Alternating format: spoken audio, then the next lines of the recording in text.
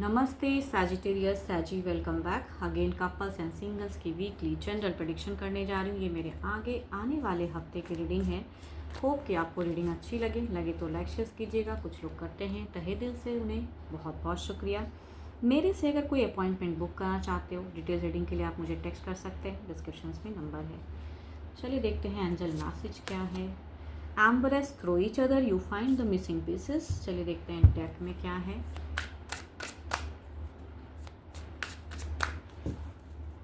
Couples के लिए देखते हैं 23 to 29 ऑफ सितंबर।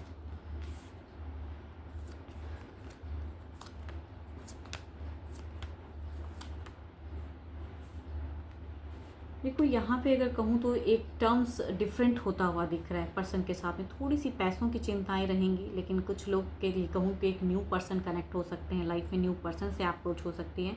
एंड कुछ लोगों के लिए अगर कहूँ तो सेम पर्सन के साथ में अगर कहूँ तो थोड़ी सी किसी घर परचेज या कहीं कुछ इन्वेस्टमेंट करना चाह रहे हो तो उस वजह से थोड़े से परेशान या स्टक मनी वाइज ज़्यादा दिख रहा है। यहाँ पे कहूँगी कहीं भी क्योस नहीं दिख रहा है, एक अंडरस्टैंडिंग लेवल दिख रही है पर्सन के साथ में। बट स्टिल कहूँगी कम्युनिकेशन वाइज कहते हैं ना, खुल के नहीं बात करना या स्टक रहना या ओवर थिंकिंग, आप कुछ सोच रहे हो, पर्सन कुछ सोच रहे हैं एंड खुल के एक दूसरे से कम्युनिकेट नहीं कर रहे हैं, वो फेजेस दिखता है। चलिए देखती हूँ ओवरऑल में क्या है।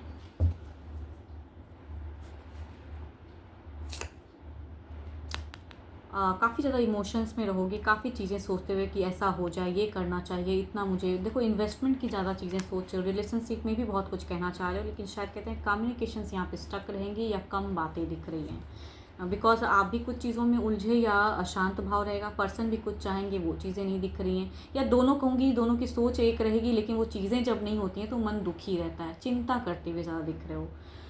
एंड राशि की अगर मैं बात करूं तो वर्गो के अगर आपके पर्सन होंगे तो ज़्यादातर चांसेस हैं कि एनर्जीज रिलेट हो।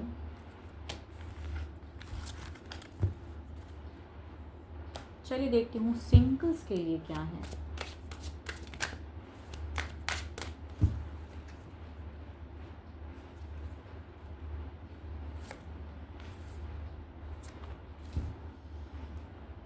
देखो फर्स्ट कार्ड कहूँ तो एक्वेरियस, दूसरा कहूँ तो टॉरस के पर्सन कनेक्ट हो रहे हैं। फर्स्ट अगर कहूँ तो ये ऑलरेडी एक रिलेशनशिप को अभी इन्होंने फेज़ एक ख़त्म किया है एंड अपने आप को हील करना चाहते हैं। तो ये सोशल मीडिया से भी कनेक्ट हो सकते हैं, किसी मैट्रिमोनियल ऐप से कनेक्ट हो सकते हैं। फिलहाल ये सिंगल है एंड अप्रोच कर सकते हैं। दूसरा अगर कहूँ तो ये ऑलरेडी एक रिलेशनशिप में है, बट काफ़ी ज़्यादा कहूँगी स्टेबल पर्सन है एंड ये कहीं ना कहीं अफेयर्स क्रिएट करने के लिए ये अप्रोच कर सकते हैं। नोन भी हो सकते हैं या नोन भी हो सकते हैं।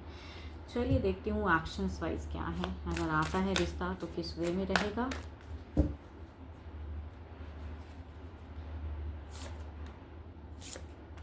यस, दोनों में ही कहूँगी ये बॉन्ड काफ़ी लंबे टाइम तक चलता हुआ दिख रहा है एंड यहाँ पे कहूँगी मैरिज की भी फेज़ हो सकती है, या कहूँगी काफ़ी लॉन्ग टाइम तक आप दोनों एक दूसरे को डेट करो। दोनों में ही कहूँगी यहाँ पे एक लॉन्ग टाइम डेटिंग दिख रही है, या बहुत ज़्यादा पसंदीदा पर्सन से कहते हैं ना कि भले ही अगर ये रिलेशनशिप में भी है फिर भी कहूँगी यहाँ अफेयर्स काफ़ी लंबे टाइम तक चलेंगी। एंड यहाँ अगर कहूँ ये पर्सन सिंगल भी हैं तो भी अप्रोच करते हैं, तो भी कहूँगी यहाँ पे लंबे टाइम तक दिख रही हैं चीज़ें। चलिए देखती हूँ ओवरऑल में क्या है। आप जो भी मुझे व्यू कर रहे हो, आपकी एनर्जीज क्या है।